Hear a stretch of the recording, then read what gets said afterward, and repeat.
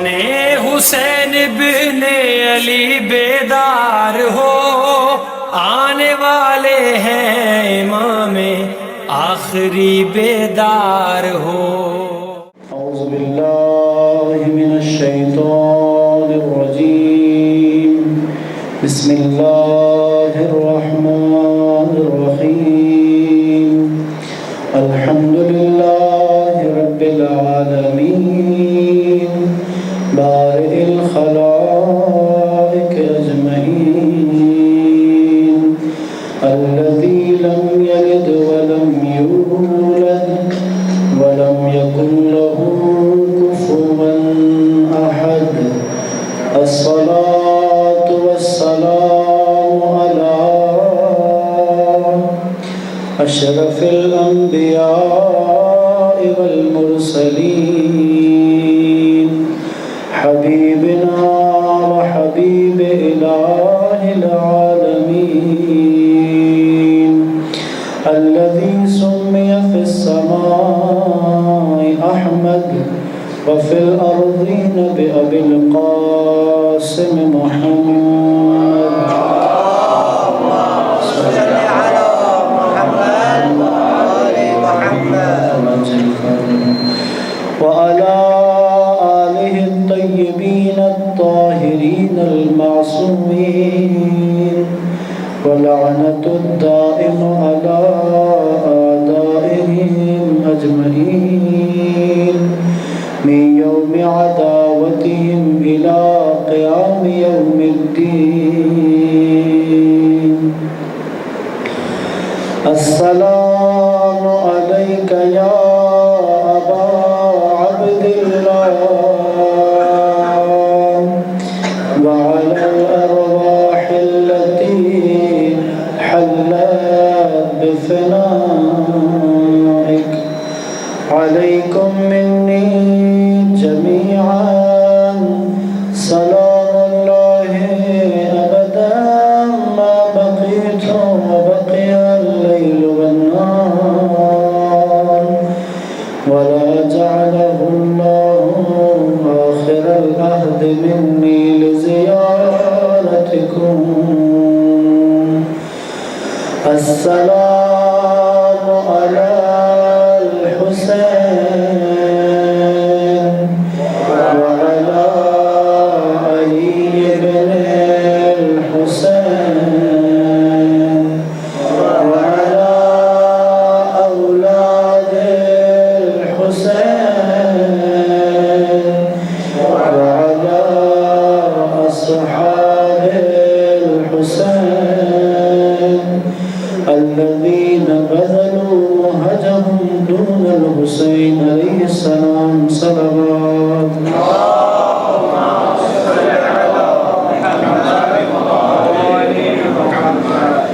سب سے پہلے بارگاہ رب العزت میں دست بدعا ہے کہ خدا ہماری اس عبادت کو اپنی بارگاہ میں قبول فرمائے، ہمیں اس عزاداری کا بہترین اجر عنایت فرمائے، سید الشہداء کے حقیقی عزاداروں میں شمار فرمائے، سید الشہداء کے قیام کے مقصد کو سمجھنے کی اور اسی کو اپنا مقصد حیات بنانے کی توفیق عطا فرمائے۔ بانی مجلس کا اہتمام کرنا، آپ سب کا تشریف لانا، ہمارا حاضر ہونا، ان سب کو خدا اپنی بارگاہ میں قبول فرمائے، اس سب کو سید کائنات کے بارگاہ میں پرسے کے طور پر ارسال فرمائے، اور جتنے مومنین مومنات تشریف فرما ہیں سب کی نیک شرعی حاجات کو خدا بھر لائے، سب کی دعاؤں کو مستجاب فرمائے۔ قبولیت مجلس دعا کے لیے باواز بلند صلوات پڑھیے گا۔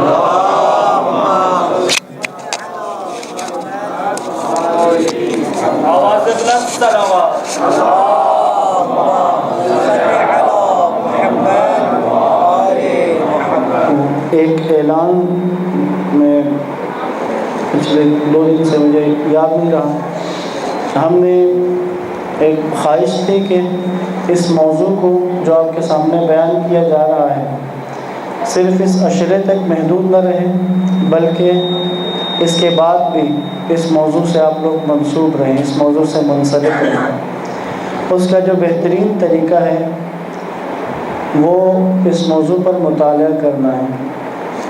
چند کتابیں کہ جو اس موضوع پر بہترین انداز میں لکھی گئی، ان میں جو سب سے بہترین کتاب ہے وہ رہبر معظم کی کتاب، جس کا نام 250 سالہ انسان رکھا گیا ہے۔ 250 سالہ انسان، اگر آپ کو یاد ہو تو ایک مجلس میں ہم نے معصومین کی 11 ہجری سے لے کر 260 ہجری تک کی زندگی جو 250 سال پر مشتمل ہے، یہ 250 سال ہیں، تو رہبر معظم نے اسی کو بیان کیا ہے، اور اس کتاب کا نام بھی 250 سالہ انسان رکھا گیا ہے۔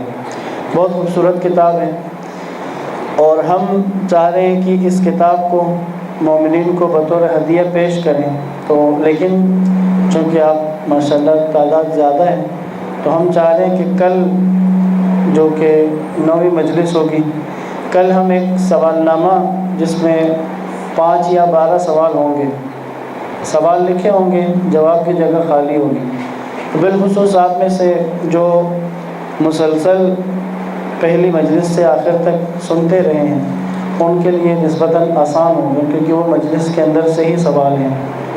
لیکن اگر کسی کو دقت ہو تو یہ مجالس ہماری شیعہ ٹی وی پہ جو ویب سائٹ ہے shiatv.net میں، اس پہ یہ مجالس اپلوڈ ہو چکی ہیں، تو اگر کوئی استفادہ کرنا چاہے تو وہاں سے استفادہ کر سکتے ہیں۔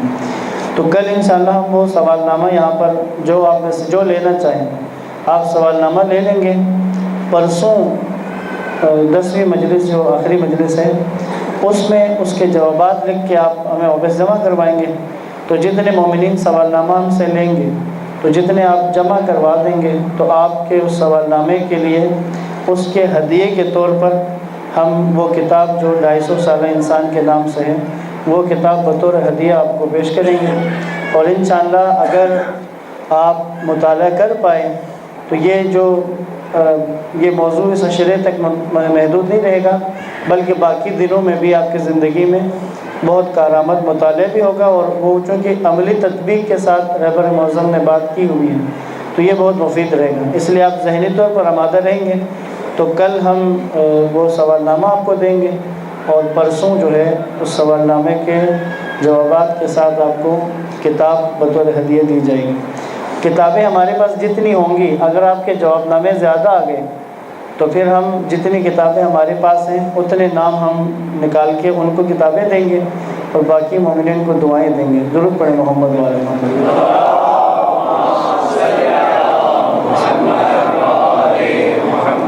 دعا کا سن کے آپ کے چہرے زیادہ کھلے ہیں، اس سے اندازہ ہو رہا ہے نا کہ مادیت اتنی نہیں چاہیے، معنویت کے زیادہ مشتاق ہیں۔ تو ایک درود پڑھیں پھر محمد و آل محمد۔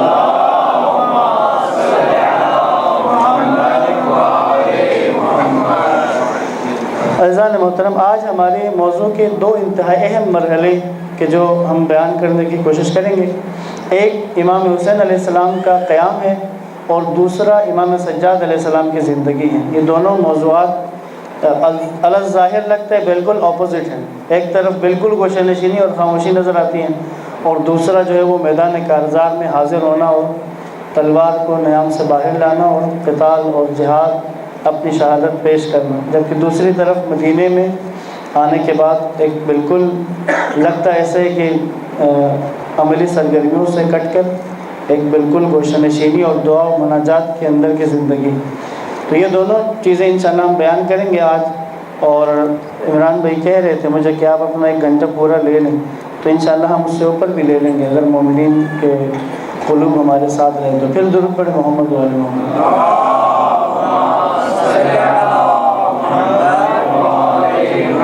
عموماً ایک سوال لوگوں کے ذہن میں آتا ہے، شروع کرتے ہیں امام حسین علیہ السلام سے۔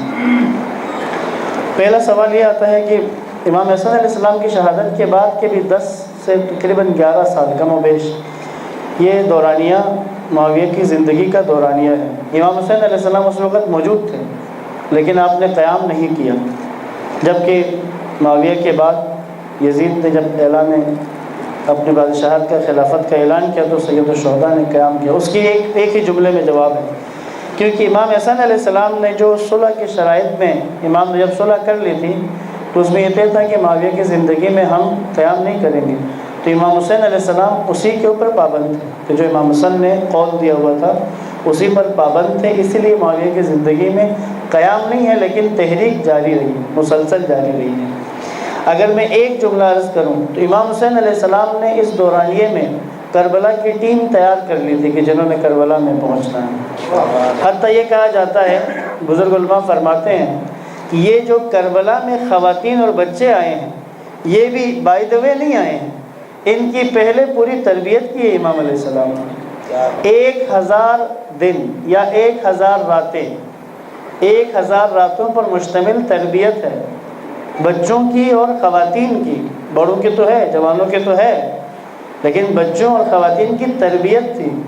کربلا کا موضوع اس قدر عام تھا اہل بیت کے گھروں میں کہ جب سب کی تڑپ تھی کربلا میں پہنچنا ہے۔ آپ کو جناب قاسم کا جو سوال ہے نا کہ کیا کل شہداء میں میرا نام ہے یا نہیں ہے، تو یہ موضوع اس دن کا نہیں تھا، یہ موضوع امام حسن کی شہادت کے وقت بھی تھا کہ جو روایت مشہور ہے کہ قاسم کے بازو پر تعویذ باندھا، تو یہ تعویذ کا مطلب وہ شروع سے یہ ہے کہ واقعہ کربلا، نہضت کربلا کا ذکر تسلسل کے ساتھ اور پوری آمادگی اور تیاری کے ساتھ بیان کیا جاتا تھا۔ تو یہ پوری تیاری کے ساتھ یہ واقعہ رونما ہوا ہے، اسی لیے ہر ایک کو اپنی ذمہ داری کا پتہ تھا۔ جو بشری تقاضے ہیں، جہاں جذبات و احساسات ہیں، جہاں پہ آنسو آنے ہیں، جہاں پہ گریہ ہونا ہے، وہ بشری تقاضا ہے، لیکن جو مشن تھا اس کو اسی طرح تکمیل تک لے کر گئے ہیں۔ لہٰذا امام حسین علیہ السلام کی جو نہضت کا آغاز ہے، اب یہاں ایک سوال جو بڑا سوال امام خمینی سے پہلے تک یہ سوال مشتبہ تھا، مشکوک سوال تھا، اور اس سوال کے جواب میں عموماً ایک رائے بیان کی جاتی تھی، لیکن آج ہمارے لیے اس کا جواب واضح ہے۔ سوال یہ ہوتا تھا کہ آیا حسین ابن علی نے جو قیام کیا ہے وہ حکومت حاصل کرنے کے لیے تھا یا نہیں تھا؟ تو عموماً لوگوں کے ذہنوں میں جواب آتا ہے کہ نہیں، حکومت کا مقصد نہیں تھا۔ امام نے خود کہا ہے وہ حکومت تو نہیں چاہتے تھے۔ امام حسین علیہ السلام نے کہا کہ میں امر بالمعروف اور نہی عن المنکر کے لیے نکلا ہوں۔ اس میں کوئی شک نہیں کہ امام کا یہ قول ہے، بس اس کو سمجھنے کی ہم ضرور کوشش کریں گے۔ درود پڑھیں محمد و آل محمد۔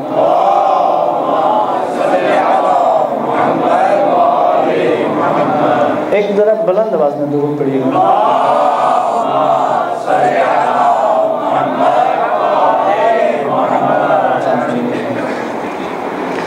سن 58 ہجری 58 ہجری میں جب معاویہ کا دور تھا، حج کے موقع پہ 58 ہجری کا حج امام حسین علیہ السلام نے حج کے موقع پر ایک خصوصی اہتمام کروایا تھا۔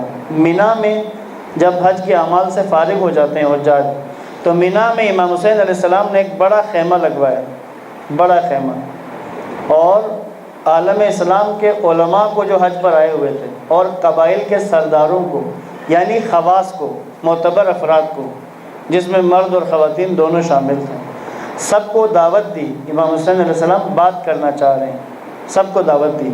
کم و بیش 1000 افراد امام کی دعوت پر امام کے خیمے میں تشریف لائے، 1000 افراد حاضر ہوئے۔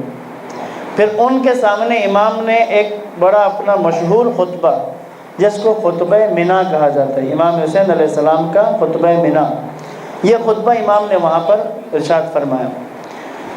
اس خطبے میں جو ہمارے موضوع سے مربوط ہے، وہ اس خطبے میں امام حسین علیہ السلام نے امر بالمعروف اور نہی عن المنکر کا معنی بتایا کہ امر بالمعروف اور نہی عن المنکر سے کیا مراد ہے۔ امام حسین علیہ السلام نے اس اجتماع کو، کہ جو علماء اور خواص کا اجتماع ہے، اس کو بیان کیا کہ امر بالمعروف یعنی 5 کام، امر بالمعروف اور نہی عن المنکر یعنی 5 کام، یہ 5 کام ہیں کہ جس کو ہم امر بالمعروف اور نہی عن المنکر کہتے ہیں امام حسین علیہ السلام کی زبانی۔ کیا ہے پہلا کام ہے دعوت الی الاسلام، کہ اسلام کی طرف دعوت دینا، لوگوں کو اسلام کی دعوت دینا، یہ امر بالمعروف اور نہی عن المنکر کا ایک معنی ہے۔ دوسرا معنی توجہ کریں، مظلوموں کے حقوق لوٹانا، کہ وہ کہ جن پر ظلم کر کے جن کا حق چھینا گیا ہے، ان کے حق کو ان تک واپس پہنچانا، یہ دوسرا کام۔ تیسرا معنی کیا ہے؟ ظالم کے خلاف جد و جہد، ظالم کے خلاف جد و جہد کرنا. جس طرح مظلوم کا ہاتھ تھامنا ہے، اسی طرح تیسری شرط ہے ظالم کا ہاتھ روکنا، پکڑنا. چوتھا زکوٰۃ. چوتھا ہے عوامی دولت کی عادلانہ تقسیم. وہ دولت کی جو عوام کا حق ہے، بیت المال کہیں یا مال فے کہیں یا مال غنیمت کہیں، جو بھی عوامی دولت ہے، مال خدا جس کو کہا جاتا ہے، عوامی دولت کی عادلانہ تقسیم. کل عرض کیا تھا نا، وہ شیریں بیانی کی تعریف کی تو شہریہ 3 گنا کر دیا تھا کہ یہ تقسیم نہیں ہے، کہ عادلانہ تقسیم، عوامی دولت کی عادلانہ تقسیم. چوتھا. اور پانچواں کیا ہے؟ زکوٰۃ اور دیگر مالی واجبات کی صحیح جمعآوری اور ان کو صحیح اور مطلوب مقامات پر خرچ کرنا. آج کی زبان میں کہوں، ٹیکس کو جمع کرنا، ٹیکسز کو صحیح طرح جمع کرنا اور پھر ان ٹیکس کے پیسوں کو صحیح جگہ پر خرچ کرنا. یہ امام حسین علیہ السلام کے نزدیک امر بالمعروف اور نہی عن المنکر ہے. اب سمجھ آ جائے گی بات. اب مدینے سے جب نکل رہے ہیں تو کیا کہہ رہے ہیں؟ ارید ان امر بالمعروف وانہی عن المنکر. میں امر بالمعروف اور نہی عن المنکر کے لیے نکلا ہوں. امر بالمعروف اور نہی عن المنکر کا معنی 2 سال پہلے 58 ہجری میں سید الشہداء بتا چکے تھے. اب اگر آپ ذرا سوچیں، اگر امر بالمعروف اور نہی عن المنکر کا معنی صرف یہ ہو کہ جو برائی کر رہے ہیں اس کو جا کر کہیں برادر آپ بڑا برا کام کر رہے ہیں، خدا سے ڈرو اور اس کام کو چھوڑ دو، وہ کہیں میں نہیں چھوڑتا ہوں جاؤ، تو پھر نہی عن المنکر تو ہو گیا نا. اور ہم وہاں سے خوشی خوشی آ گئے کہ دیکھو میں نے نہی عن المنکر کا فریضہ انجام دے دیا. امر بالمعروف، نیکی کی ہدایت کی.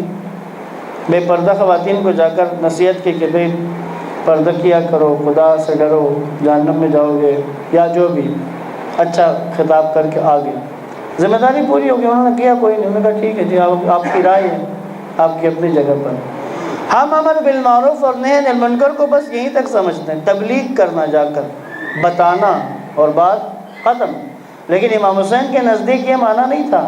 اب اگر آپ نے ظالم کا ہاتھ پکڑنا ہے، آپ نے اگر ظالم کا ہاتھ، یہ نہی عن المنکر، مظلوم کا حق دلانا اور ظالم کو ظلم سے روکنا، ظالم کا اگر ہاتھ پکڑنا ہے تو پھر آپ کے پاس طاقت بھی تو ہونی چاہیے کہ آپ ظالم کا ہاتھ پکڑ سکیں. آپ کے پاس قوت ہو تب پکڑ سکتے ہیں نا. ایسا تو نہیں ہو سکتا کہ بندہ روکنے جائے اور 2 چماٹے کھا کے واپس آ جائے. نہی عن المنکر کے لیے جائے، ظالم کا ہاتھ پکڑ لے، وہ دوسرے ہاتھ سے مار دے. اس طرح تو ظالم کا ہاتھ نہیں روک سکتا نا. جو فکر امر بالمعروف اور نہی عن المنکر کی امام حسین علیہ السلام سمجھا رہے ہیں، اس میں اگر ظالم کا ہاتھ روکنا ہے تو طاقت چاہیے، قوت چاہیے. اگر آپ کے پاس طاقت اور قوت نہیں ہے تو ذمہ داری ساقط ہو گئی نا. اگر طاقت اور قوت نہیں ہے تو پھر ذمہ داری کیا ہے؟ طاقت اور قوت کو مہیا کرنا، پھر اس طاقت و قوت کو حاصل کرنا ذمہ داری ہے. سید الشہداء مدینے سے نکلے ہیں، کربلا پہنچے ہیں، اس طاقت و قوت کو حاصل کریں. کوفہ سے خطوط آئے کہ آپ آ کر حکومت سنبھالیں، جا کر حکومت سنبھالیں گے. کیوں؟ امر بالمعروف اور نہی عن المنکر کرنا ہے. امر بالمعروف اور نہی عن المنکر کا وہ معنی نہیں کہ جو ہمارے ذہنوں میں ہے کہ نماز کی دعوت دیں گے اور جھوٹ سے روکیں گے، بات ختم ہو جائے گی نا. اگر آپ نے آج کے دور میں اگر امریکہ کو روکنا ہے تو پھر آپ کے پاس وہ قوت بھی ہونی چاہیے کہ آپ روک سکیں. آج رہبر معظم جب امریکہ سے بات کر رہے ہیں تو امریکہ کو تکلیف کس بات پر ہے کہ یہ مرد بزرگ جب بات کر رہا ہے تو اس کی صرف بات نہیں ہے، اس کے پاس طاقت و قوت بھی موجود ہے، اس کے ہاتھ میں حکومت بھی موجود ہے، اس کے پاس لشکر بھی موجود ہے، اس کے پاس میزائل بھی موجود ہے، اس کے پاس جنگی طیارے موجود ہیں، اس کے ہاتھ میں وہ طاقت و اختیار موجود ہے کہ جب یہ نہی عن المنکر کرے گا، جب یہ برائی سے روکے گا تو ظالم کو رکنا پڑے گا، اسے سوچنا پڑے گا کہ ظلم کروں گا تو سید علی خامنہئی سے ٹکرانا پڑے گا. اور سید علی خامنہئی فقط کسی مبلغ کا نام نہیں ہے، حسین کے وارث کا نام ہے. صلوات پڑھے محمد و آل محمد.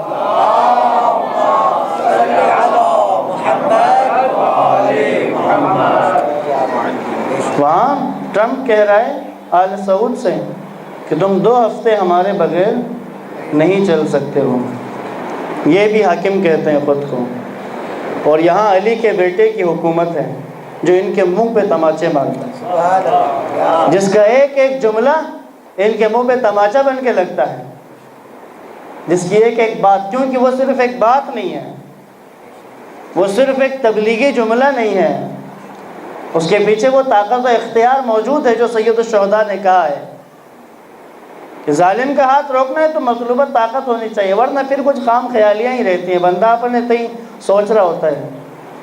ایک حکایت ہے، چٹکلا ہی ہے لیکن بات سمجھ آ جائے گی، یعنی جس کے بس میں کچھ نہیں ہوتا ہے.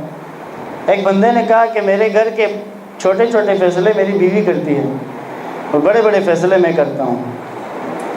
پوچھا کہ ابھی چھوٹے اور بڑے فیصلوں سے آپ کیا مراد لیتے؟ کہتے چھوٹے فیصلے مثلا جو آمدنی میں جو کما کے گھر لاتا ہوں اس کو کیسے خرچ کرنا ہے یہ بیگم فیصلہ کرتی ہے، بچوں کو کون سا سکول بھیجنا ہے یہ بیگم فیصلہ کرتی ہے، اور گھر کے سسٹم کو کیسے چلانا ہے یہ بیگم فیصلہ کرتی ہے، گھر میں کون سے رشتہ دار آئیں گے اور کون سے نہیں آئیں گے یہ فیصلہ بھی بیگم کرتی ہے، بچیوں کی شادی کہاں کرنی ہے فیصلے بھی بیگم کرتی ہیں. تو بندے نے پریشان ہو کر کہا تو پھر آپ کے گھر کے بڑے فیصلے کون سے ہیں؟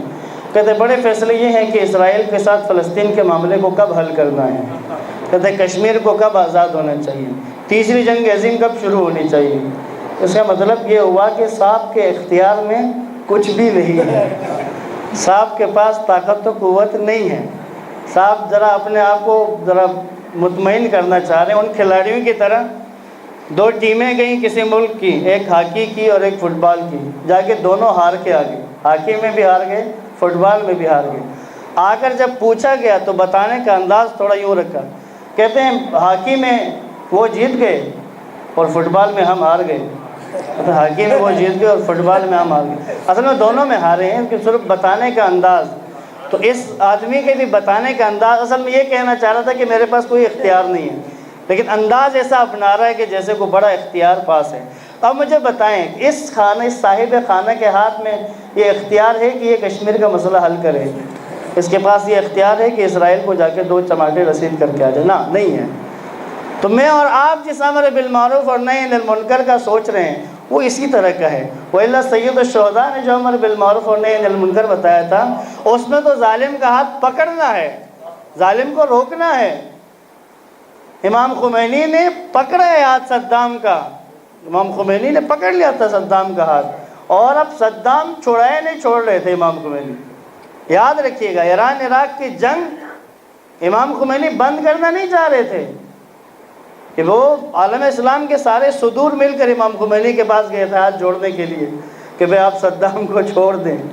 وہ خود مجبور ہو گیا ہے کہ اس جنگ سے نکلنا چاہتا ہے، ورنہ امام خمینی کی نظر یہ تھی. امام خمینی کہا تھا اپنے جرنیل اور جو مشیر تھے، جو لوگ حتیٰ کہ جو حکومت جو پریشان ہو رہی تھی ان سے بھی کہا تھا بھئی یہ کس نے کہا ہے کہ ہم جنگ ختم کر دیں گے؟ اگر خرم شہر آزاد ہو گیا ہے، ایران کا جو شہر عراق کے قبضے میں تھا وہ جب آزاد ہو گیا تو تم سے کس نے کہا ہے کہ اب ہماری جنگ مکمل ہو گئی؟ امام نے کہا ہماری جنگ تب فتح میں بدلے گی جب ہم کربلا کو آزاد کروائیں گے صدام سے. کہا آگے بڑھو اور عراق کے شیعوں کو صدام کی غلامی سے آزاد کرو. یہ بات کون کر سکتا ہے؟ جس کے پاس لشکر ہوگا، جس کے پاس قوت ہوگی، جس کے پاس اختیار ہوگا وہ یہ بات کر سکتا ہے.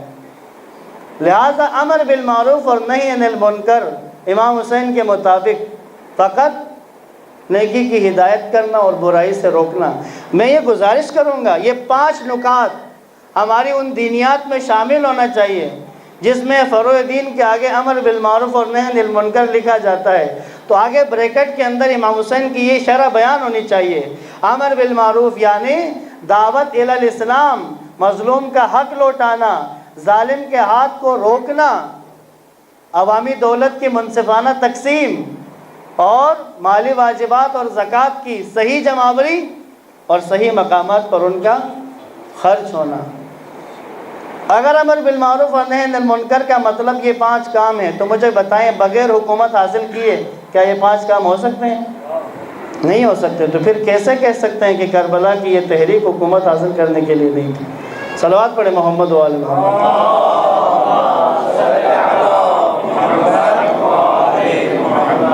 امام خمینی نے یہ بیان کیا ہے قیام عاشوراء کتاب کے اندر، امام خمینی نے کہا ہے کیوں کہتے ہو کہ حسین ابن علی کا مقصد قیام حکومت، حصول حکومت نہیں تھا؟ کیوں کہتے ہو ایسا؟ کیوں نہیں تھا حسین کا مقصد حکومت حاصل کرنا؟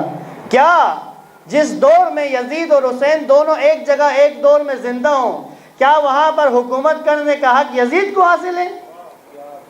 اس دور میں حق حکومت حسین کو حاصل ہے۔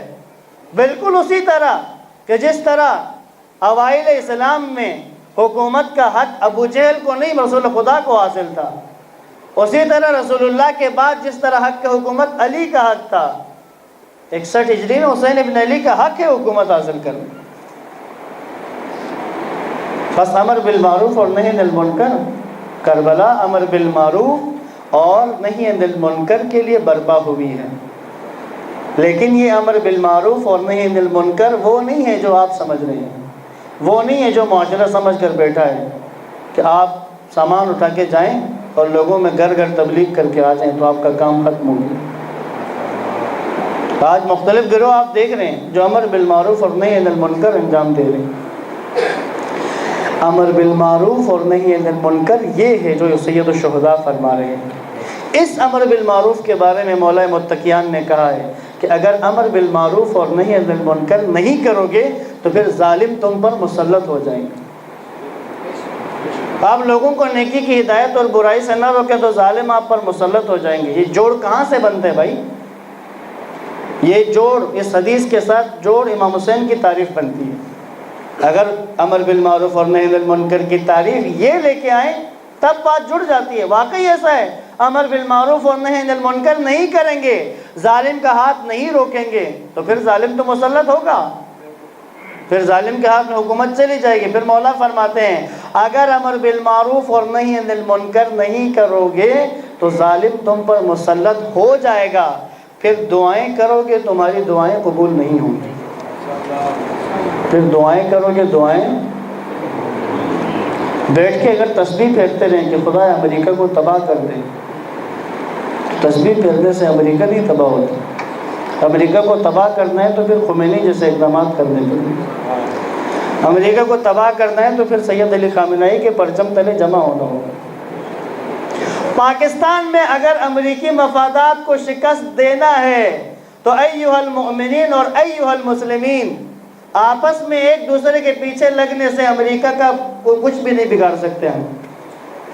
پہلے آپس میں جڑ تو جائیں امریکہ کے مخالفین، پہلے ایک دوسرے کا ہاتھ تو تھام لو عزیزوں، پہلے ایک دوسرے کے ساتھ تو جڑ جاؤ، پہلے مٹھی تو بنو، جس مٹھی نے امریکہ کے منہ پہ لگنا ہے پہلے مٹھی تو بنے نا۔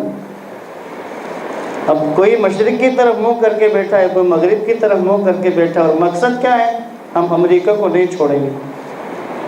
اگر یہ حالت رہی تو آپ پھر کسی کو بھی نہیں چھوڑیں گے۔ صلوات پڑھیں محمد و آل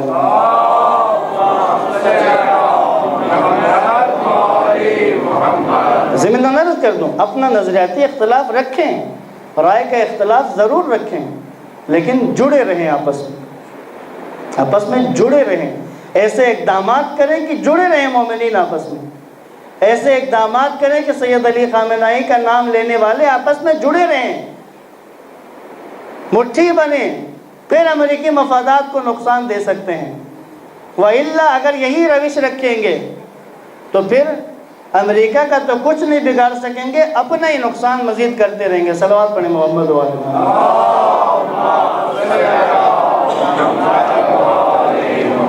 اذان محترم متوجہ رہیے گا، کربلا، تحریک کربلا، طاقت کا حاصل کرنا ہے، طاقت کو قوت حاصل کر دی ہے، حکومت حاصل کر دی ہے، اس کے بغیر امر بالمعروف اور نہی عن المنکر نہیں ہو سکتا۔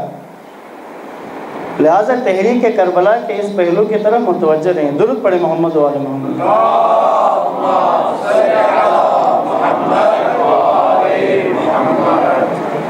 کربلا کی اس تحریک کے ایک دو پہلو میں بیان کرنا چاہتا ہوں کہ جو ہم مصائب اور فضیلت سے ہٹ کے بھی ہمیں متوجہ رہنا ہے۔ ایک درود پھر پڑھیں محمد و آل محمد۔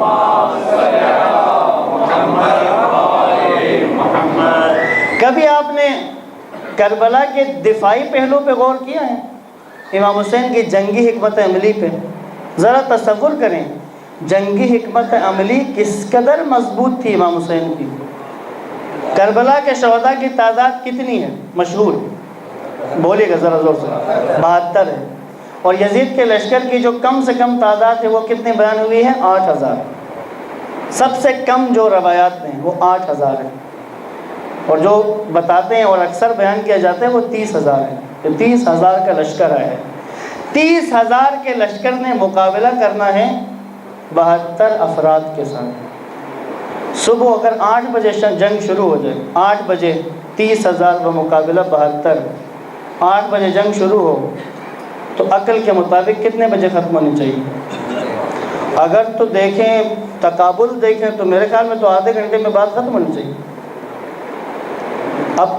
اب سوچیں کہ کیا جنگی حکمت عملی ہے کہ طلوع آفتاب سے لے کے عصر عشور تک جنگ چلتی رہی ہے، یعنی 72 کے ساتھ 30,000 کے ساتھ جنگ کی ہے۔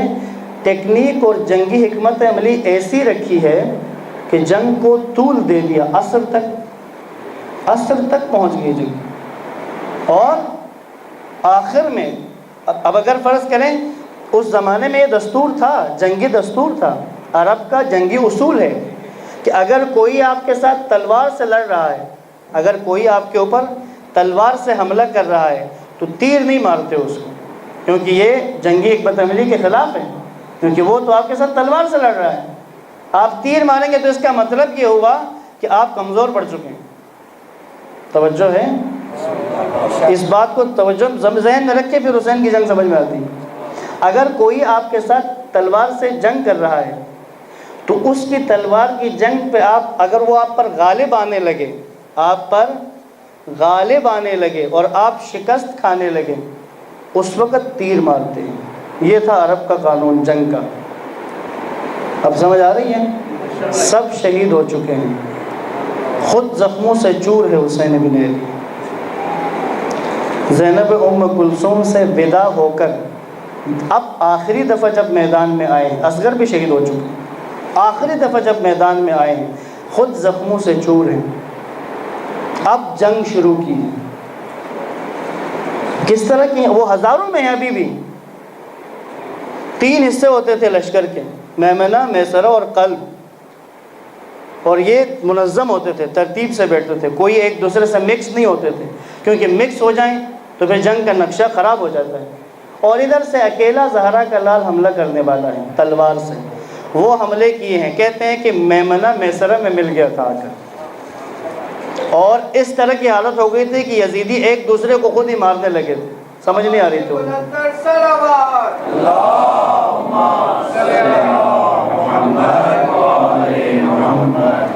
یہ جب جنگ کی ہے نا، کرتے کرتے ایک دفعہ سید الشہداء نے رکاب میں پاؤں رکھے ہوئے تھے، تھوڑے سے اپنے زلجنہ سے کھڑے ہو کر نہر علقمہ کی طرف منہ کر کے کہا، عباس آ کر دیکھو کہ حسین پیاس کے عالم میں کیسے جنگ کر رہا ہے۔ کہا دیکھو علی اکبر تمہارا باپ پیاس کے عالم میں کیسے لڑ رہا ہے۔ اب کیا ہوا؟ میں نے عرض کیا قانون یاد رہے کہ اب غالب آنے لگے تو تیر مارتے ہیں۔ عمر سعد نے آواز دی اپنے لشکر کو، کہا اگر حسین کے ساتھ اسی طرح مقابلہ کرو گے تو یہ علی کا بیٹا ہے، کہا یہ تم اس سے بچ نہیں سکتے، اس کے سامنے جا نہیں سکتے، لہٰذا تیر مارو۔ 4000 تیر انداز،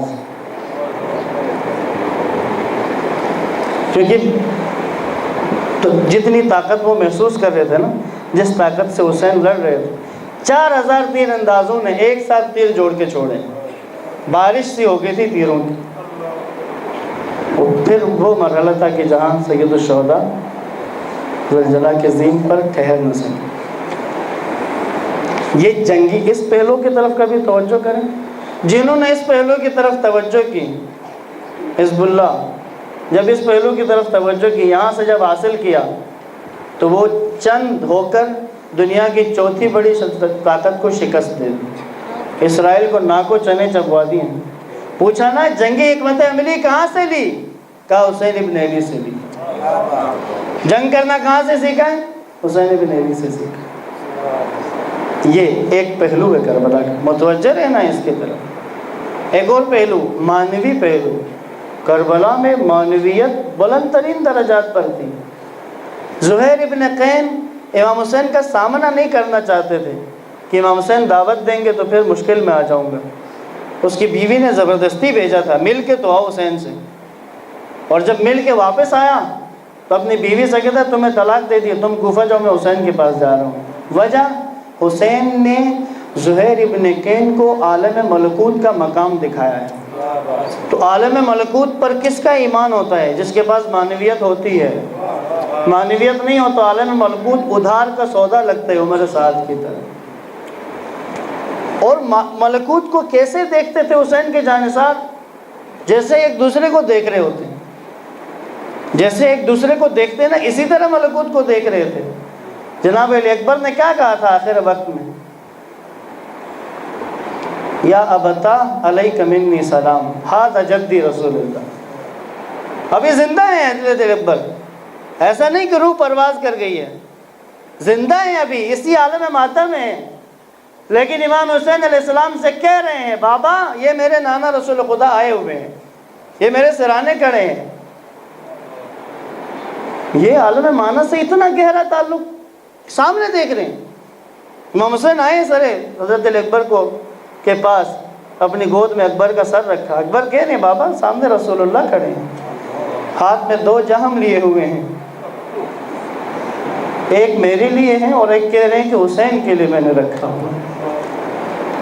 اتنا معنوی۔ ایک روایت پڑھی ہے کہ معنوی ربط کتنا ہے، رضا پروردگار کی طلب کتنی ہے۔ سکینہ نے کہا بابا پیاس بہت شدید ہو گئی ہے، برداشت نہیں ہو پا رہی ہے۔ 4 سال کی بچی ہے۔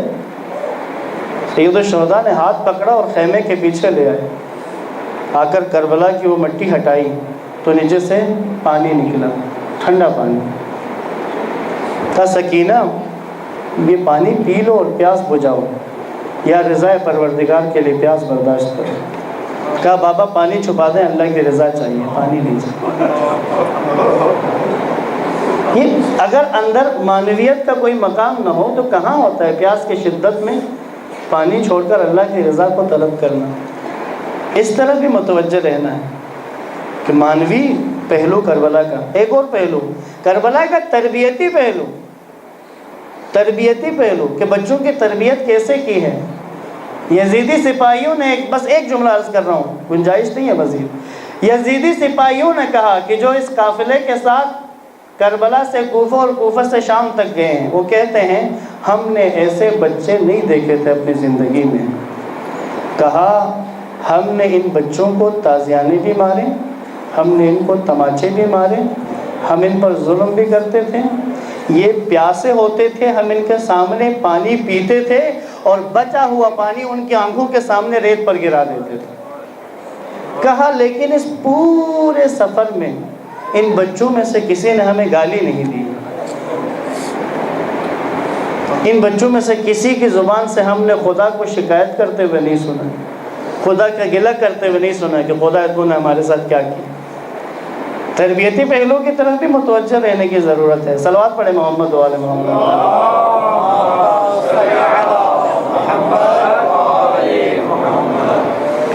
ضرورت ہے تربیتی پہلو رہے سامنے، ہمارے بچے کو پتہ چلے۔ 9 سال 11 سال کا بچہ کتنے سال کا؟ یہاں 9 سال 11 سال کے بچے ہیں، مجلس کے بعد کسی سے عمر پوچھ کے پھر اپنے ذہن میں ذرا دیکھیے گا، ہمارا کوئی 9-11 سال کے بچے کو سامنے کھڑا کر دے کوئی اور اس سے کہے، بچوں سے کہے کہ تمہیں قتل کرنے والا ہوں، اور اس کے ہاتھ میں ہتھیار بھی ہو، بچوں کی کیا حالت ہو جائے گی؟ اندازہ کریں کیا حالت ہوگی، ان کے ذہن میں کیا آئے گا اس وقت۔ یقیناً اپنے ماں باپ کو تو پکاریں گے، کم سے کم روئیں گے، چیخیں گے، چلائیں گے، بچاؤ کے کر آوازیں تو لگائیں گے نا۔ لیکن یہاں تربیت کس طرح کی ہے سید الشہداء نے؟ مسلم کے دونوں بچوں کو فرات کے کنارے لے کے آیا حارث، اور تلوار کھینچ لی کہا تم دونوں کا سر قلم کر دوں گا۔ دونوں بچے کہتے ہیں ہمارے بے گناہ خون سے اپنے ہاتھوں کو رنگین مت کرو، کیوں قتل کرنا چاہتے ہو؟ کہتے ہیں تمہیں قتل کر کے ابن زیاد سے انعام لے لوں گا۔ بچے کہتے ہیں اچھا اگر تمہیں پیسوں کی لالچ ہے تو ہمارے خون کو اپنے ہاتھ پہ کیوں لیتے ہو؟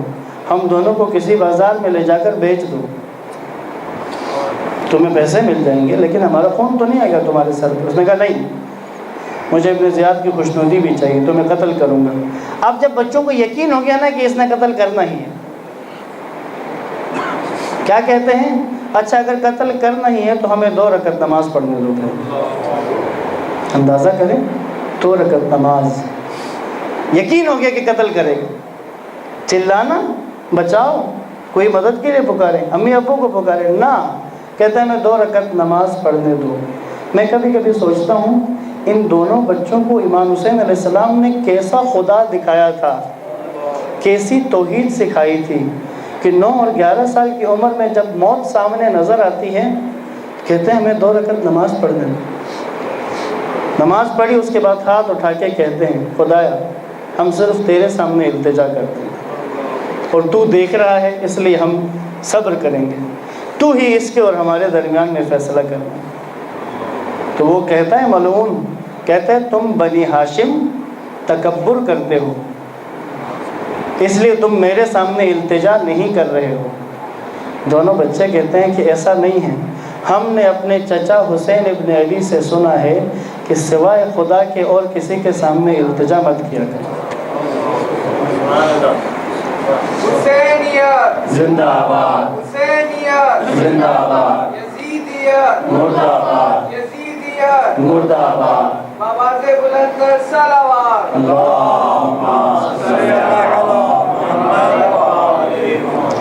یہ کربلا بیان ہو نا ہمارے بچوں کو، یہ کربلا بیان ہو ہماری ماؤں کو، پتہ چلے کہ بچے کیسے تیار کرنے ہیں۔ سر قلم کرنے کے لیے آگے بڑھا، بڑے کی طرف بڑھتا ہے تو چھوٹا آگے آ جاتا ہے۔ ہمارے بچے چیزوں پہ لڑ رہے ہوتے ہیں نا کہ میں نے لے لیا تو میں نے لے لیا، چھوٹے کی طرف بڑھتا ہے بڑا آگے آ جاتا ہے، کہتا ہے میرے سامنے میرے چھوٹے بھائی کو مت کرو۔ بڑے کی طرف بڑھ، بڑا کہتا چھوٹا کہتا ہے کہ میرے سامنے میرے بڑے بھائی کو مت کرو۔ اس نے بڑے کے سامنے چھوٹے کا سر تن سے جدا کر کہا اس سے اذیت زیادہ ہوگی۔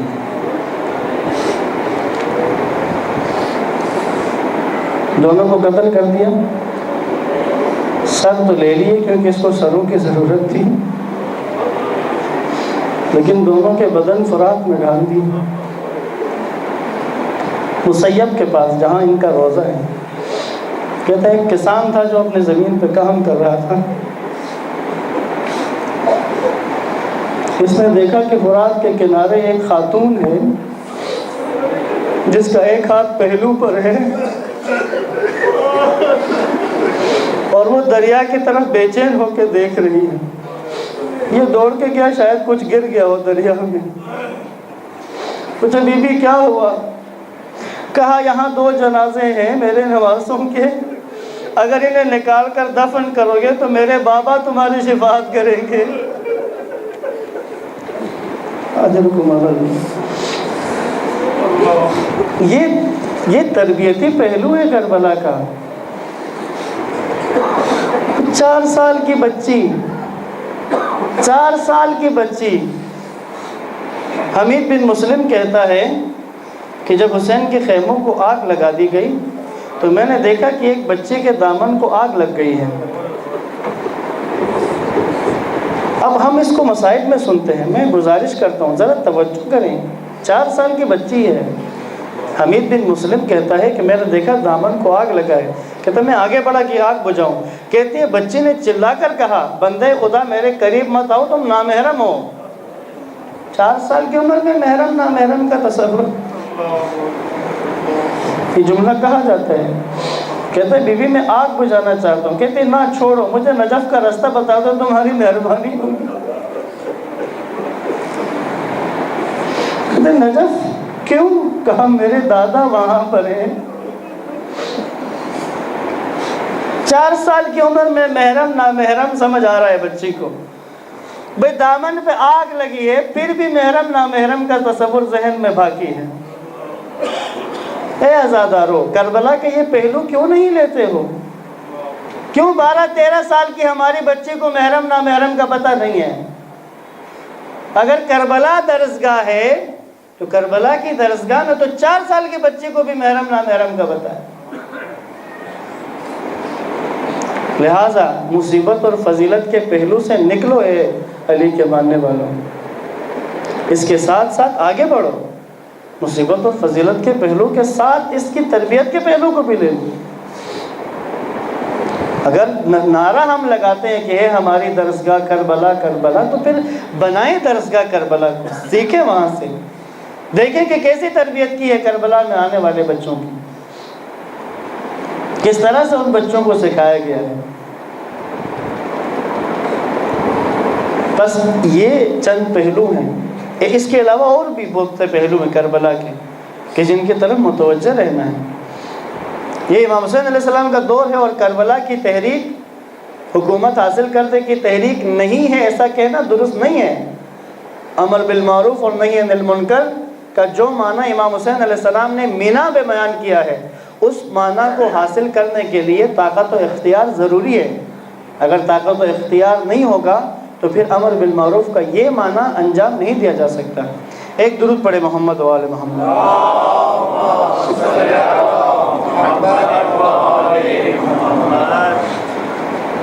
بس مختصراً امام سجاد علیہ السلام کا جو حصہ ہے اس دور امامت کا، امام سجاد علیہ السلام کی امامت کا آغاز اگر ہم دیکھیں تو آغاز جارحانہ ہے۔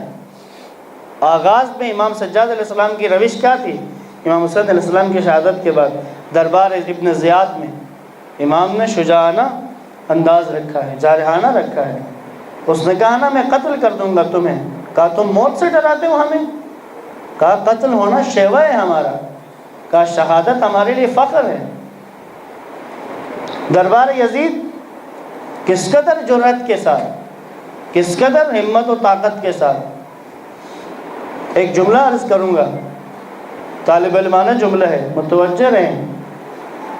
امام حسین علیہ السلام اور امام سجاد علیہ السلام، یزید نے مدینہ سے لے کر کربلا تک، عاشور تک، عصر عاشور تک بار بار امام حسین علیہ السلام سے بیعت طلب کرتا تھا۔ کہا نا بیعت طلب کر رہا، بیعت کرو بیعت کرو بیعت کرو۔ کبھی آپ نے سنا ہے کہ امام سجاد سے بیعت طلب کی؟ حالانکہ امام تو شام پہنچ گئے، طلب کی ہے بیعت؟ نہ، جرأت نہیں کر سکا یزید سجاد سے بیعت طلب کرنے کی، جرأت نہیں کر سکا ہے۔ کہا حسین جس نے بیعت کے انکار میں اپنا سب کچھ لٹا دیا، پتا تھا کہ سجاد اسی کا بیٹا ہے۔ کہا اگر حسین نے بیعت کے انکار میں کربلا کوفہ کے قریب برپا کر دی ہے، اگر سجاد سے بیعت کا مطالبہ کروں گا تو سجاد شام میں کربلا برپا کر دے گا۔ تو یہ آغاز امام کا انتہائی جوشیلا، انتہائی جارحانہ، اور جارحانہ نہیں ہوتا، ایک تو ہوتا ہے دفاع کرنے والا، نا، امام نے حملہ کیا ہے، دربار ابن زیاد پر بھی حملہ کیا ہے، اور دربار یزید پر بھی، شام پر بھی حملہ کیا ہے، اور چولیں ہلا کے رکھ دی تھی شام کی حکومت کی۔ بعض لوگ دیگر مکاتب کے بعض لوگ، مکتب صحابہ کے بعض افراد اس طرح کی بات کرتے ہیں کہ یزید پشیمان ہو گیا تھا، پشیمان ہو گیا، ابن زیاد کو برا بلا کہا، کہہ کر پھر ان قیدیوں کو پورے عزت و احترام کے ساتھ آزاد کر دیا تھا۔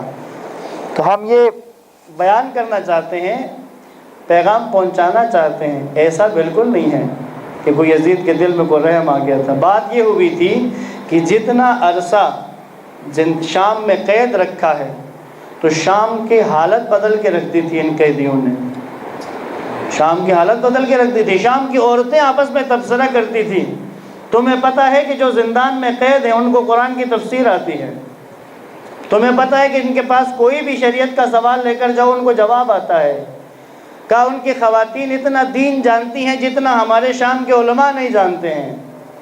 پتہ چل گیا ان کو۔ سید سجاد کے خطاب سے، خطبوں سے یزید کے مشیروں نے کہا اگر تم نے کچھ عرصے اور ان کو یہاں قید میں رکھا تو جس ڈر کی وجہ سے حسین کو شہید کیا تھا یہ تمہاری حکومت کا تختہ الٹ کر کے رکھ دیں گے شام میں۔ اب یزید نے رہا کیا ہے، نہ کہ کسی رحم کی وجہ سے۔ اب یہ سید سجاد کا کردار نظر آتا ہے۔ اب مدینہ واپس آ گئے۔ مدینہ واپس آنے کے بعد پھر امام جارحانہ انداز میں سامنے نہیں آ رہے، اب امام نے مدافعانہ انداز اپنایا ہوا ہے دفاع میں۔ اب کیا ذمہ داریاں انجام دی؟ 3 کام امام سجاد علیہ السلام نے کیے ہیں۔ ایک درود پڑھے محمد و آل محمد۔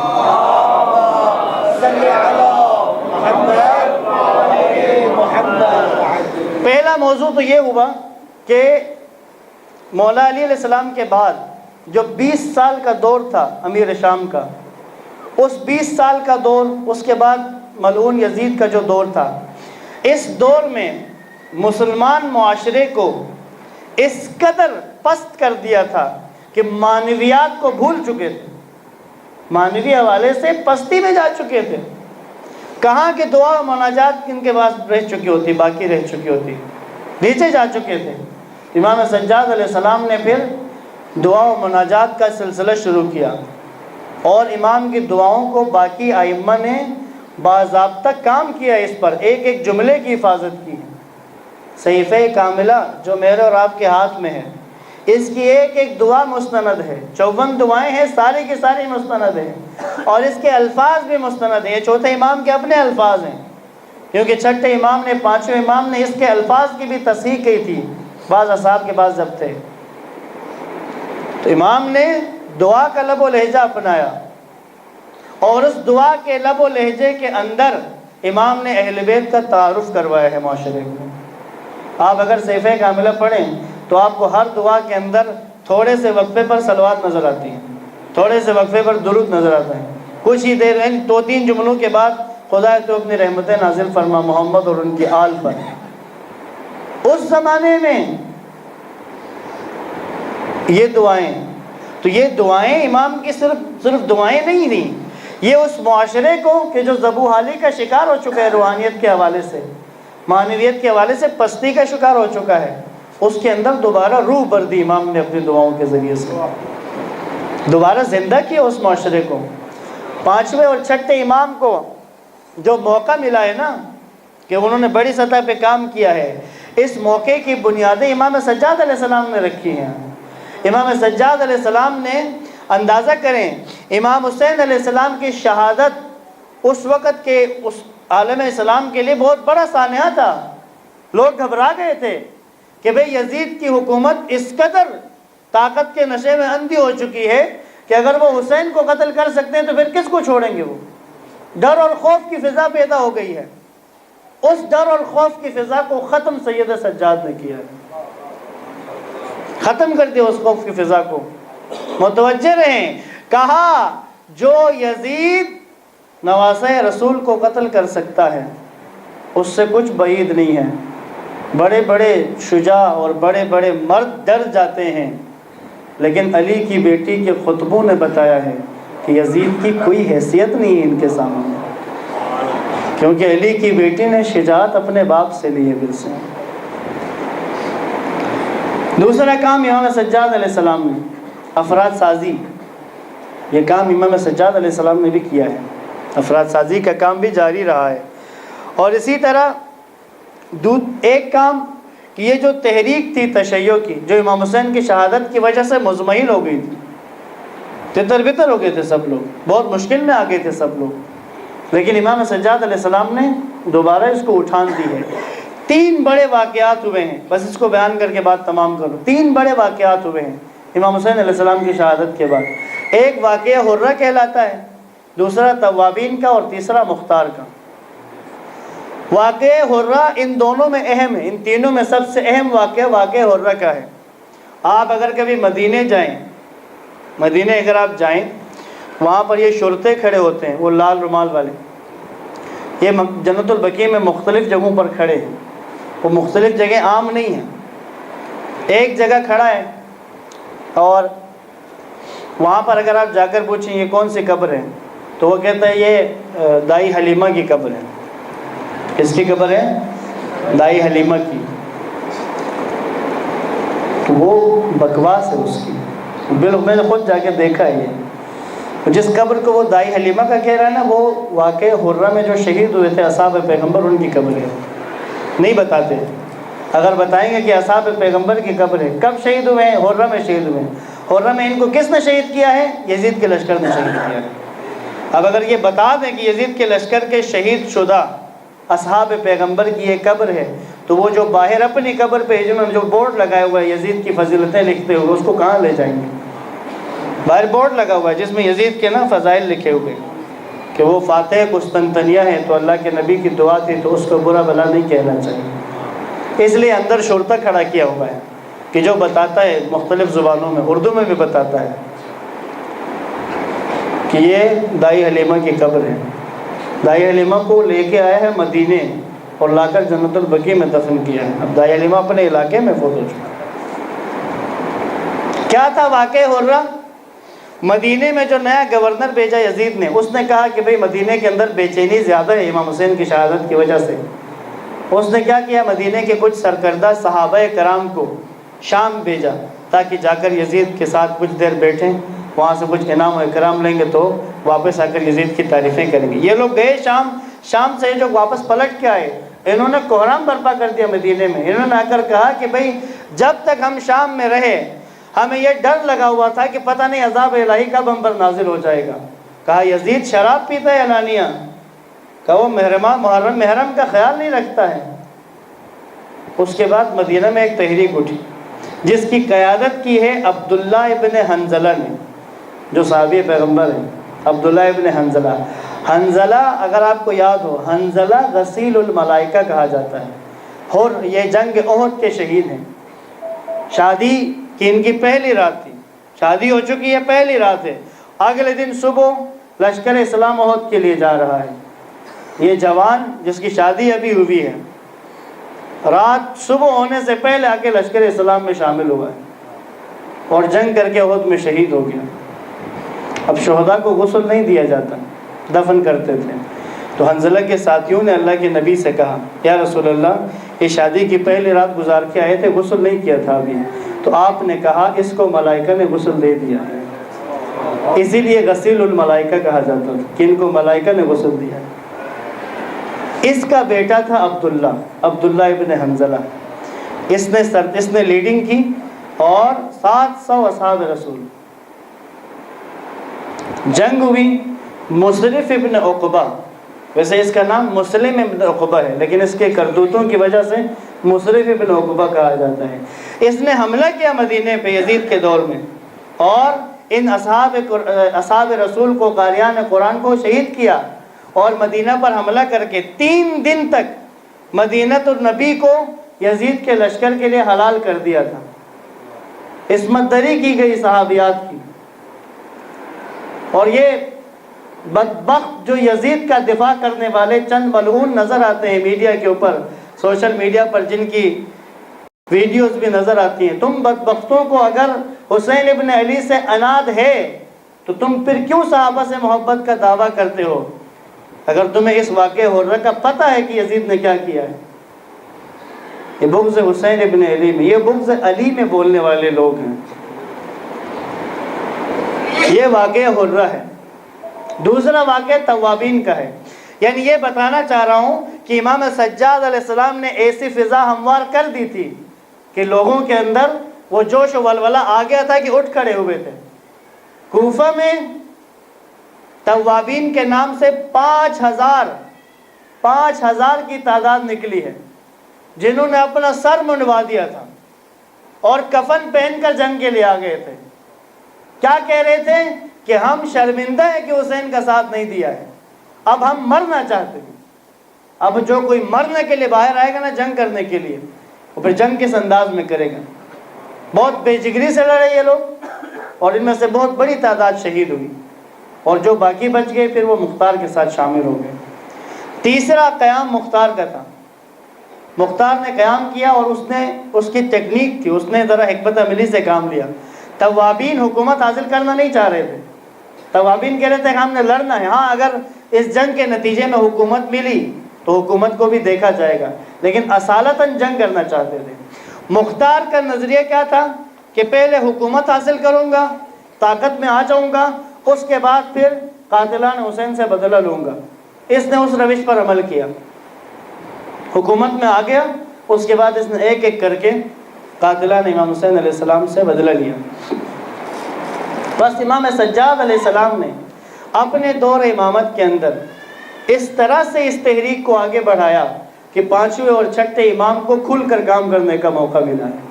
یعنی وہ فضا جو تنگ ہو گئی تھی امام حسین کی شہادت کے بعد، اس فضا کو دوبارہ نارمل کر کے، تشیع کی تحریک کو دوبارہ منظم کر کے، اس کی بنیادوں کو دوبارہ منظم کر کے آگے بڑھا دیا۔ اسی بڑھاوے کے اوپر، اسی بنیاد کے اوپر امام جعفر صادق علیہ السلام نے فقہ جعفریہ کی عمارت کھڑی کی۔ توجہ ہے عزیزان، یہ امام سجاد علیہ السلام ہے۔ اور ایک ظلم کرتے ہیں بعض لوگ کہ بیمار امام کہتے ہیں۔ بیمار امام کربلا میں بیماری تھی فقط، اس کے بعد نہیں ہے۔ کیا ہم میں سے کوئی بیمار نہیں ہوتا اپنی زندگی میں تو ہمیں کیا بیمار کا لقب مل جاتا ہے؟ نا، بس وہ بیماری وہ خاص مقصد کے لیے تھی، وہ حفاظت امامت کے لیے وہ مرض تھا، اس کے بعد ختم ہو گیا۔ ایسا نہیں کہ ساری زندگی امام بیمار رہے ہیں۔ کربلا کے بعد 35 سال زندہ رہے مولا، اور وہ 35 سال ایسا نہیں تھا کہ وہ سارا عرصہ بیماری میں گزرا، بس وہ کربلا کے ساتھ خاص تھا۔ بس امام سجاد علیہ السلام نے اس تحریک کو آگے بڑھایا، یہاں تک کہ پانچویں اور چھٹے امام کو موقع مل گیا۔ کل ہم انشاءاللہ پانچویں اور چھٹے امام کو، اور ممکن ہوا تو ساتویں اور آٹھویں امام کو بھی کل بیان کریں گے۔ اور یہ جو آخری 2-3 مجالس ہیں اس میں کچھ وقت بڑھ جائے گا، اس لیے آپ ذہنی طور پر آمادہ بھی ہوں گے، سننے کے لیے بھی اور سمجھنے کے لیے بھی۔ درود پڑھیں محمد و آل محمد۔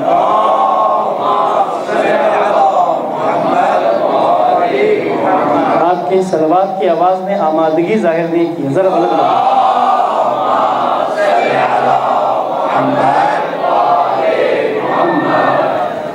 مختار نے قیام کیا اور ایک ایک کر کے قاتلان امام حسین کو کیفر کردار تک پہنچانا شروع کر دیا۔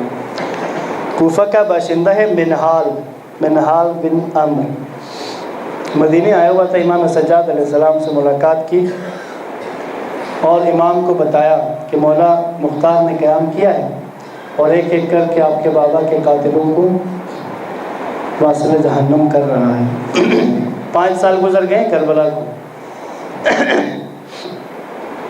کہا ایک ایک کر کے واصل جہنم کر رہا ہے۔ امام نے منہال سے کہا، منہال کیا ہرملہ کو بھی مار دیا ہے؟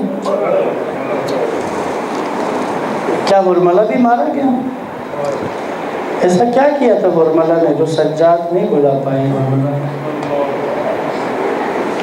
منہال واپس آیا، مختار سے ملاقات ہوئی، مختار کو پتہ چلا مدینے سے ہو کے آیا ہے۔ مختار نے کہا امام سے ملاقات ہوئی؟ منہال کہتے ہوئی۔ امام نے، میں نے تمہارے بتایا کہ تم نے قاتلان حسین سے انتقام لینا شروع کیا ہے، تو امام پوچھ رہے تھے کہ ہرملہ مارا گیا ہے یا نہیں۔ مختار کو بھی دل میں رہا کہ ایسا کیا کیا ہرملہ نے کہ میرا مولا ہرملہ نہیں بھولا آگے تک۔ پکڑا گیا ہرملہ۔ مختار نے کہا اس سے میں نے کچھ پوچھنا ہے، اس کو مارنے سے پہلے سے بلاؤ۔ لائے، کہا ہرملہ تم نے کیا کیا تھا کربلا میں جو میرا مولا نہیں بھولا ہے تمہیں؟ ہرملہ کہتا ہے میں نے ظلم تو بہت سے کیے ہیں، لیکن مجھے اپنے 2 کام ایسے یاد ہیں جو میں خود بھی نہیں بھولا ہوں۔ پوچھا کیا؟ کہا میں ماہر تیر انداز ہوں، میری کمان میں بہت سارے تیر تھے، لیکن میرے پاس 2 تیر ایسے تھے جن کی آگے 3 نوکیں نکلی ہوئی، سے شعبہ تیر کہتے ہیں جس کو۔ کہا یہ تیر وہ ہوتے ہیں عرب میں اگر گھوڑا اگر بدک جائے، وحشی ہو جائے، قابو میں نہ آئے اور وہ گھوڑا نقصان دینے والا ہو جائے اور اس گھوڑے کو اگر مارنا چاہیں تب یہ تیر مارا جاتا ہے۔ یہ تیر اگر گھوڑے کے گردن میں لگتا ہے نا تو گردن توڑ دیتا ہے گھوڑے کی۔ اور مولانا نے کہا میرے پاس 2 سے شعبہ تیر تھے، میں نے وہ تیر 2 ایسی جگہوں پر مارے ہیں کہ وہ میں خود بھی آج تک نہیں بھول سکا۔ کہتا ہے پہلا تیر اصغر کے لال رباب کے لال اصغر کو اور دوسرا تیر فاطمہ کے لال حسین کو مارا ہے۔ اجرکم اللہ۔ اگر ایک جملے کی مجھے اجازت دیں تو میں یہ کہوں، اے حرملہ، یہ تیر تو نے اصغر اور حسین کو نہیں بلکہ ایک تیر رباب کے جگر کو اور ایک تیر رباب کے دل کو مارا ہے تو نے۔ کیا عجیب شخصیت ہے جناب رباب کی۔ امام حسین علیہ السلام فرماتے ہیں، ایک شعر ہے امام کا، امام فرماتے ہیں تمہیں عجیب تو لگے گا، شعر کا ترجمہ یہ ہے، تمہیں عجیب تو لگے گا لیکن میں کہنے پر مجبور ہوں کہ جس گھر میں رباب اور سکینہ ہو حسین کو وہ گھر اچھا لگتا ہے۔ بڑی وفادار بیوی ہے،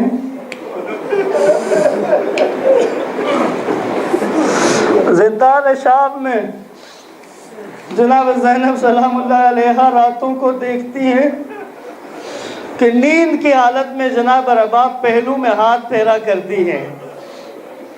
پوچھا بابی رباب، میں نے دیکھا ہے کہ نیند کی حالت میں آپ پہلو میں ہاتھ مارتی ہے۔ کہا زینب اصغر کو ابھی تک نہیں بھولی ہوں۔ کہا راتوں کو دودھ پینے کے لیے اٹھ رہا تھا، ابھی بھی کبھی کبھی رات کو ایسا لگتا ہے کہ جیسے پہلو میں اصغر ہو۔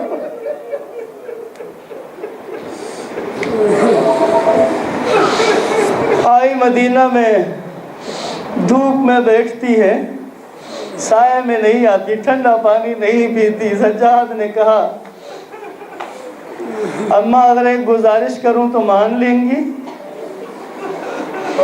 کہا سجاد کیا؟ کہا اماں اگر آپ چھاؤں میں آ جائیں۔ کہا سجاد میں نے آخری وقت میں حسین کو دھوپ میں بڑا دیکھا ہے، کہا میں چھاؤں میں نہیں بیٹھ سکتی۔ عزادارو حرملہ کہتے ہیں 2 تیر مارے ہیں میں نے، پہلا سے شعبہ تیر، بس آخری 2 جملے عرض کر رہا ہوں، پہلا سے شعبہ تیر مارا۔ کہتا پہلا تیر اس وقت مارا جب حسین نے اپنے بچے کو ہاتھوں پر بلند کر کے ندا دی، کہا اگر مجھ سے تمہاری دشمنی ہے تو اپنی جگہ، لیکن یہ 6 ماہ کا بچہ ہے، اس کو پیاس لگی ہے، اس کو ایک گھونٹ پانی کا پلا دو۔ مجھے عمر سعد نے کہا اقطع کلام الحسین، میں نے اپنے کمان میں تیر جوڑا، چلایا نہیں گیا، دوسری دفعہ کوشش کی، چلایا نہیں گیا۔ عمر سعد پوچھتا ہے حرملہ کیا ہو گیا ہے، کیوں ہاتھ کانپ رہے ہیں؟ حرملہ کہتا ہے اور میں عمر سعد جب تیر چلانا چاہتا ہوں تو حسین کے خیموں کی طرف کوئی حرکت نظر آتی ہے، لگتا ہے اس بچے کی ماں دیکھ رہی ہے۔ عزادارو تیر جب کسی کو لگتا ہے، تیر وہ اسلحہ ہے، پرانے زمانے کے اسلحوں میں سے تیر وہ اسلحہ ہے کہ جو پیوست ہوتا ہے بدن میں لگتا ہے اور پیوست ہو جاتا ہے۔ لیکن اصغر کو تیر لگا، روایت کہتی ہے ذبح الطفل من الاذن الى الاذن، اصغر کو پیوست نہیں ہوا ہے، ایک کان سے دوسرے کان تک ذبح کر دیا ہے۔ بس دوسرا تیر عرض کروں، جب کسی کے سینے میں تیر پیوست ہوتا ہے، ایک دفعہ دیکھ لیجئے گا میری طرف، سر جھکا کر رونے والوں ایک دفعہ دیکھ لینا میری طرف، جب کسی کے سینے میں تیر پیوست ہوتا ہے تو وہ اس تیر کو کھینچ کر باہر نکالتا ہے۔ حرملہ کہتا ہے حسین کو کسی نے پیشانی میں تیر مارا، حسین نے اپنا ہاتھ رکھا پیشانی کے تیر کو نکالنے کے لیے، مجھے حسین کا سینہ خالی نظر آیا، وہ تیر سے شعبہ نکالا، کمان میں رکھ کر جب حسین کے سینے میں تیر پیوست ہوا، حسین کی صدا بلند ہوئی، لا حول ولا قوت الا باللہ۔ عزاداروں، بس آخری جملہ، میرے مولا نے تیر کو کھینچ کے نکالنا چاہا لیکن تیر سامنے سے نکل نہیں پا رہا تھا۔ شہید متحری فرماتے ہیں میرے مولا اتنا جھکے جتنا نمازی رکوع میں جھکتا ہے، اور تیر کو پشت سے نکالا۔